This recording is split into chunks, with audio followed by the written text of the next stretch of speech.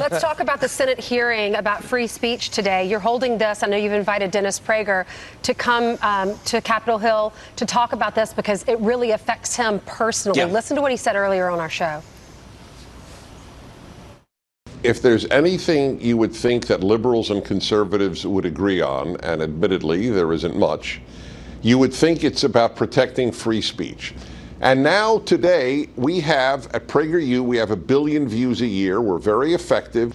And of our 320 5-minute videos, about 60 are on the restricted list. That means if you block pornography, you cannot see a discussion of Lincoln's address at Gettysburg. It's an absurdity if they say the algorithm. They created the algorithm. Let them give the algorithm to the public. This is how we ban videos.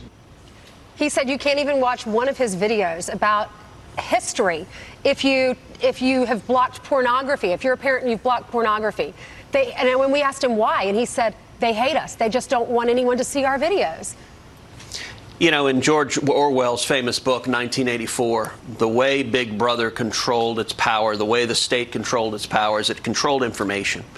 So we're at war with Eurasia. We've always been at war with Eurasia. And if that changes, the information simply disappears. We see in the big tech media companies that same exact power. A couple of months ago, I chaired a hearing with Facebook and Twitter and the censorship that they're engaged in online, the political bias. Today, I'm chairing a hearing with Google. Google is a monopoly. Google may well be the most powerful company on the face of the planet because they have a monopoly on information, on what you know and what I know. And not only that, but Google owns YouTube, which is the second most popular website on the face of the planet. And the problem is they use these monopoly powers to silence voices they don't like. Listen, Dennis Prager is a brilliant thinker, but nobody with any sense would describe Dennis Prager as some sort of dangerous voice that must be muzzled. But if you're a leftist, he's a very dangerous voice because he responds with facts and reason, and the left is terrified of facts and reason. So do you know what you're going to do with these tech companies? Do you know where does Ted Cruz stand? Because you're a free enterprise guy. Sure. Google wants to be the best. They do have a huge stake in our economy. Where do you stand? It is a great question, and I will readily concede the solution is complicated. Nobody wants to see a federal speech police deciding what is and isn't permissible. What we do, however, have is 3 possible remedies. Number 1, there's a special provision of law, Section 230 of the Communications Decency Act, that gives Google and Facebook and Twitter and the big tech media companies a special immunity from liability that nobody else enjoys. And Congress passed that under the assumption they would be neutral public fora. In other words, they weren't going to be biased. They weren't going to favor one view over another. They would let all comers come to their site.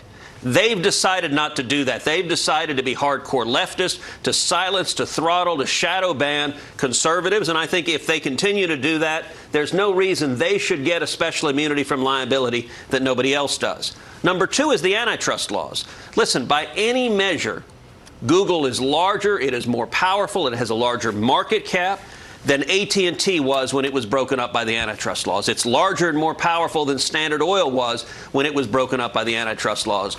Google is a monopoly, and Google is abusing its monopoly powers. We have antitrust laws to deal with that. And third, the Department of Justice can and should be investigating along the lines of fraud and or breach of contract, which is, look, when you sign up, say, with a Facebook or Twitter, you assume that if you follow someone, you'll see their tweets, you'll see their posts. Likewise, you assume if someone follows you, they'll see what you tweet and what you post. That's not, in fact, what's happening. What's happening is the social media sites are censoring, they're shadow banning. If they don't like what you're saying, they just hide what you're saying. That is essentially a fraud on the consumer, and they're deceiving the consumer because they've got a political agenda.